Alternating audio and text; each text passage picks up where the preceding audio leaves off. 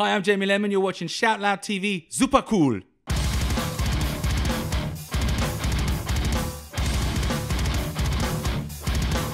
What's up, guys? It's Alex from Shout Loud TV, and we're beyond delighted to be sitting here with Jamie Lenman. How are you doing? I'm doing great, thanks. Beyond delighted. Wow, fantastic. Beyond delighted. Yeah. Yeah, so let's get straight to it. Welcome to Germany. It's been quite a while since you last been here. Too long, yeah.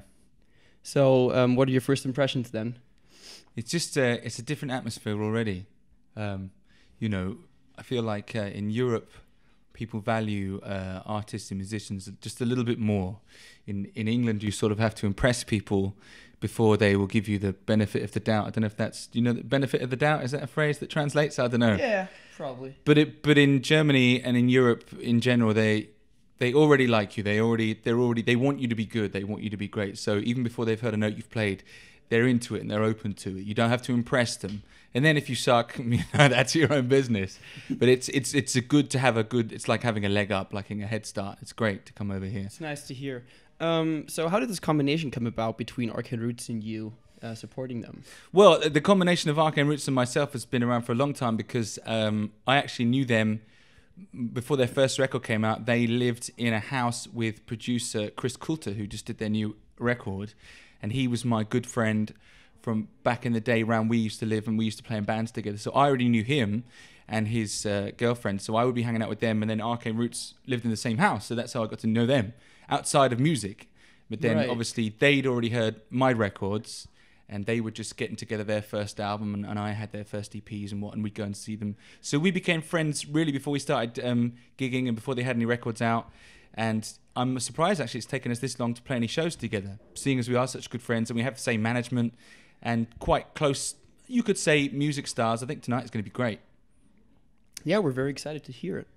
Let's talk about the record then, since you've just been talking about that. Yeah. The production feels like a gigantic step forward as opposed to Muscle Memory. Was that a conscious decision to keep the first record more simple?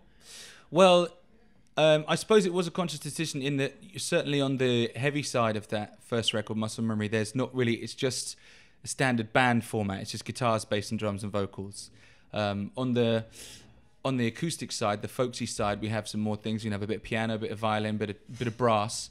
But certainly on the rockin' side, yeah, it was quite a simple setup because that's the kind of sort of simple, brutal, aggressive song I was writing.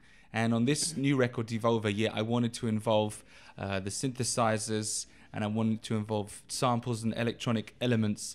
Weirdly enough, as Arcane Roots have done on their new record, Melancholia Hymns, they've got a big step up in lots of synths and lots of electronic elements. And I didn't realize they were doing that. I didn't hear it until I finished mine, but I think we both have made this jump and put more, maybe it's a bit of a zeitgeist thing, you know, which we say that in England, zeitgeist, by the way. Yeah, it's good to know. Time ghost. Zeitgeist. Yeah. Right.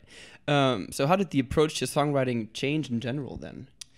Well, it changed in that on Muscle Memory, because I wanted to split it into either very aggressive or very melodic, I would start with a song somewhere in the middle, which is how I usually write, and then I would either make certain elements more aggressive and trim off the melodic elements, or I would trim off the aggressive elements and make it more melodic if I wanted it to go in the melodic half.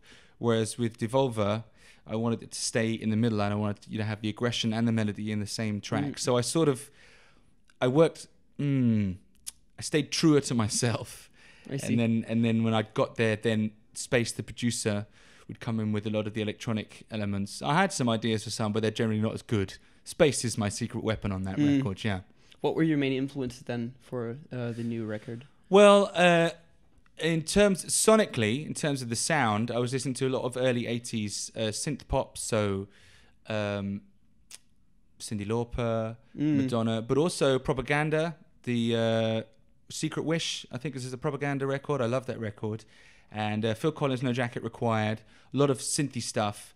But then just my usual, in terms of songwriting, I'm a post-hardcore kid, so same as usual, like Far, At the Drive-In, all that stuff. I love all that. Great, love them. Yeah. Refused, all that business.